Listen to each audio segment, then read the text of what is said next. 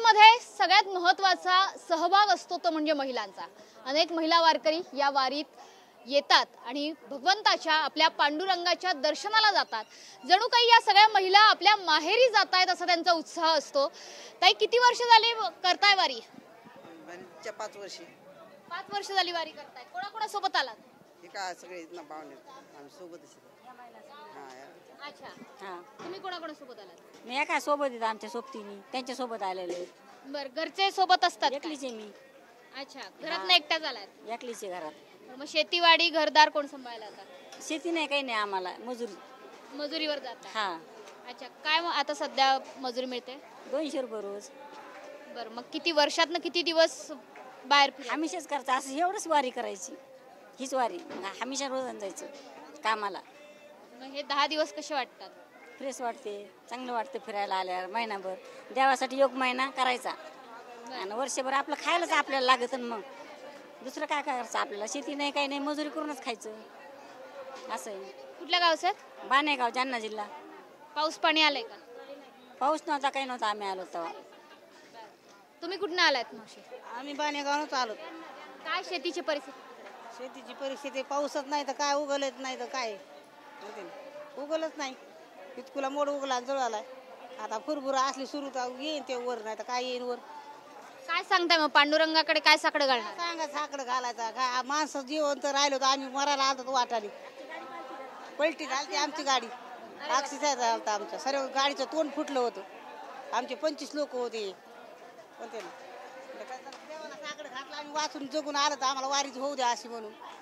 बरं, आता पण पीक पाणी नाहीये, पाऊस नाहीये, काय सांगाल? सरकारकडे काय सांगणार आहे का? काय सांगणार? सरकार खायला द्यायला पाहिजे सरकारने, पाऊस पाणी नाही म्हणून। एरीला नाही, गंगाला थेंब नाही म्हणते ना, एरीला नाही, गंगाला नाही म्हणते ना। कशाला जगायचे शेतीवाले लेकरं बाळ? तुम्ही कोणासोबत आलात? आम्ही एक आमचे नेऊन येतो। अच्छा, हा। एकट्या कोण कोण आलाय? घरातनं एकटी बाई कोण आली आहे? तुम्ही आलात? कसं वाटतंय आता? माहेरी आल्यासारखं वाटतंय का? माहेरी आल्यासारखं वाटतंय, फ्रीज वाटतंय, आता फ्रेश वाटतंय। घरी फार लोड असतो कामाचा? हा, कामाचा लोड असतो। वीटभट्टी, शेती नाही आम्हाला, काही नाही। वीटभट्टीवर काम करता? वीटभट्टीवर काम करतो। किती जणींसोबत आलात? तुमच्या सोबत आणखीन काही महिला आल्यात? तर मावशीत, आजीत आमच्या, हा, आत्या आहेत। घरातल्या पुरुषाशिवाय बाहेर फिरायला येताना कसं वाटतंय? चांगलं वाटतंय, फ्रीज वाटतंय, मोकळं वाटतंय? मोकळं वाटतंय, माहेरी आल्यासारखं वाटतंय यात्रेला। त्यामुळे या सगळ्या महिला रोज ज्या भाकऱ्या घरी थापतात, त्याशिवाय मात्र सगळ्या वारकऱ्यांसाठी या पोळ्या करतात, सगळा स्वयंपाक करतात। दिवसाला किती पोळ्या करता मावशी? दिवसाला आता 200-250 लाटच लागतात ना आता। आणि रोज आमच्या 25 माणसं आहेत आमच्या संग। घरी स्वयंपाकाचा कंटाळा येतोय का? इथे स्वयंपाक करायला कंटाळा येतो? आम्ही नाही करीत साहेब, सुनात घरी, पण इथं आम्ही उल्हासाने करतो। अच्छा, घरी सुद्धा करता, इथे करावं लागतं? इथं करायचं आम्ही महिनाभर, म्हणते महिनाभर करायचं। 25 लोकांचं चालायचं। हो ना, वारी चांगलं वाटतं, महिनाभर करतो म्हणजे घरी करीत नाहीत म्हणतो ना। मामी, तुम्ही कुठनं आलात? बाणेगाव। अच्छा, काय परिस्थिती गावाकडे असल्या? काय नाही, ईट भट्टी आहे, वीटभट्टीवर काम? ईट भट्टीवर काम करतो।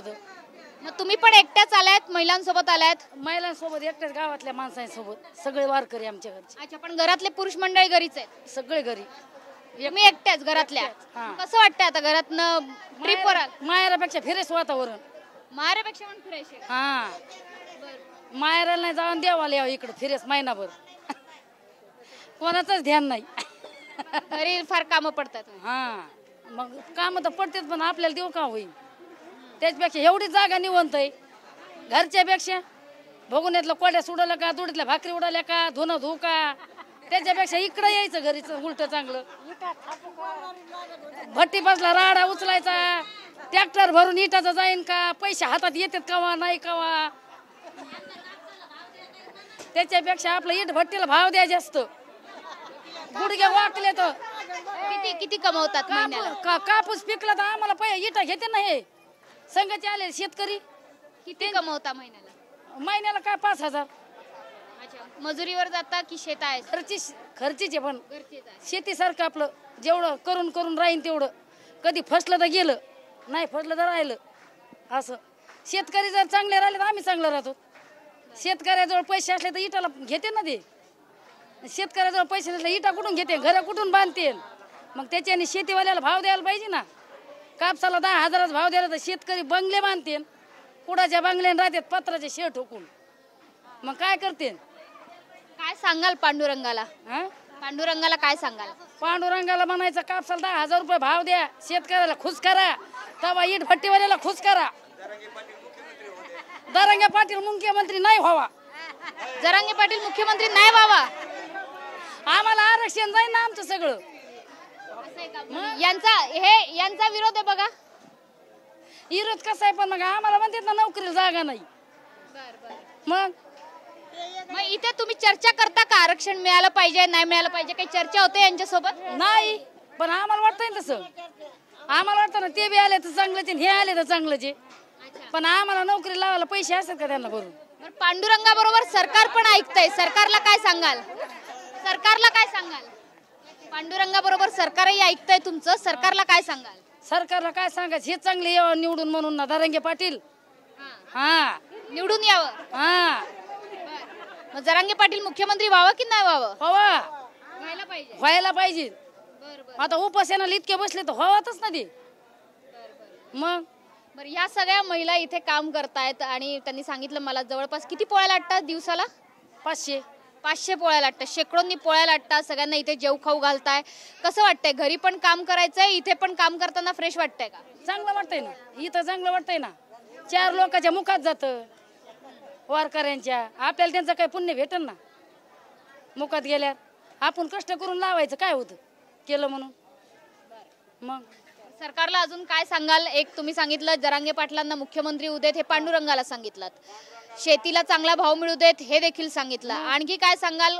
बेरोजगारी वाढली आहे, नोकऱ्या नाही आहेत पोरांना. मग पाहिजेत ना नोकऱ्या बी. ज्याला शेती नाही हे नाही त्याला नोकऱ्या बी पाहिजेत.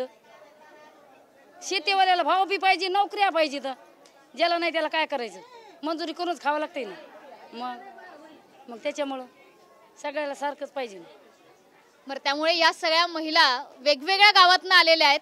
सगळ्यात महत्त्वाचं वैशिष्ट्य आहे की त्या आपापल्या घरातनं एकट्या बाहेर पडलेल्या आहेत. ग्रामीण भागातल्या महिलांना खूप कमीदा अशी संधी मिळते आणि वारीच्या निमित्ताने ही संधी त्यांना चालून आलेली आहे. त्याच्यामुळे माहेरापेक्षा सुद्धा मोठं माहेर असं वर्णन या वारकरी महिलांकडून या पंढरीचं केलं जात आहे. कॅमेरामन रवीसह मनश्री पाठक, TV9 मराठी, आळंदी.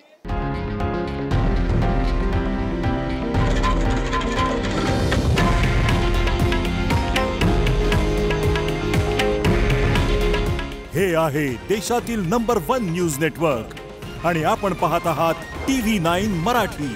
काळजी तुमची, हित महाराष्ट्राचं.